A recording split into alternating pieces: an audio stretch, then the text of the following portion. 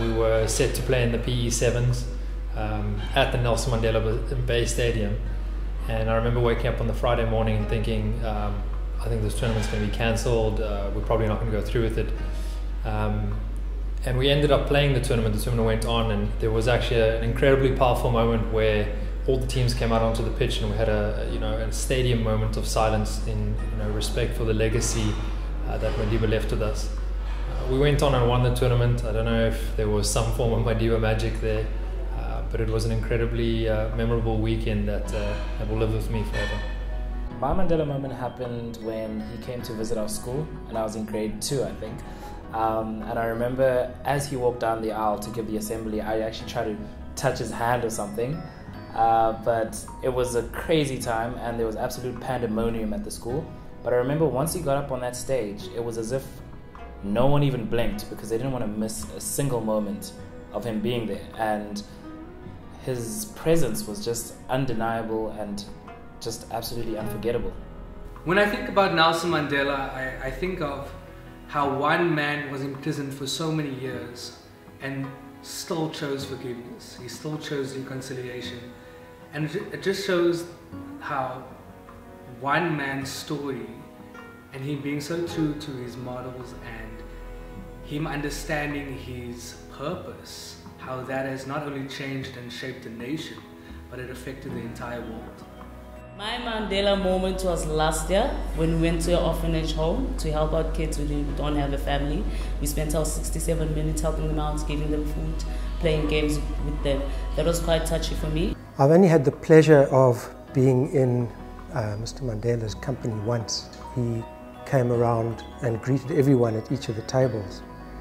And firstly, the presence of the man was something that I hadn't really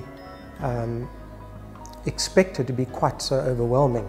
He was someone who took over a room without trying to take over the room, and in walking around and greeting everybody, just the absolute humility and respect that he showed for anyone that he dealt with, at whoever they might be in the room, was quite amazing. My Mandela moment is when former President Nelson Mandela stepped out of prison, and he declared that if he still had bitterness in his heart, then he wouldn't have achieved true freedom.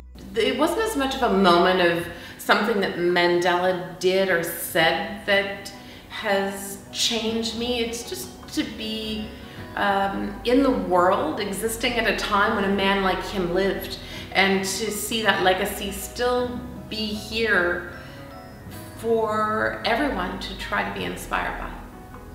I never had the privilege of meeting the late Tata Madiba, but my Mandela moment would definitely be in the teachings that he left behind, teaching us to treat people like people, finding the human element in each individual so that we can form sincere relationships from there and then just flourish, man. Thank you, Tata. I try to teach my kids that there is no such thing as color, that we don't look at each other by the color of our skins. And I think that the most important is to start at home. So my Mandela moment would be feeling that Madiba magic. So we never had the pleasure of meeting Nelson Mandela, but our Mandela moment happens every time we go overseas and we come into contact with other people, and they hear that we're from South Africa. The first thing they say to us every time is, Nelson Mandela!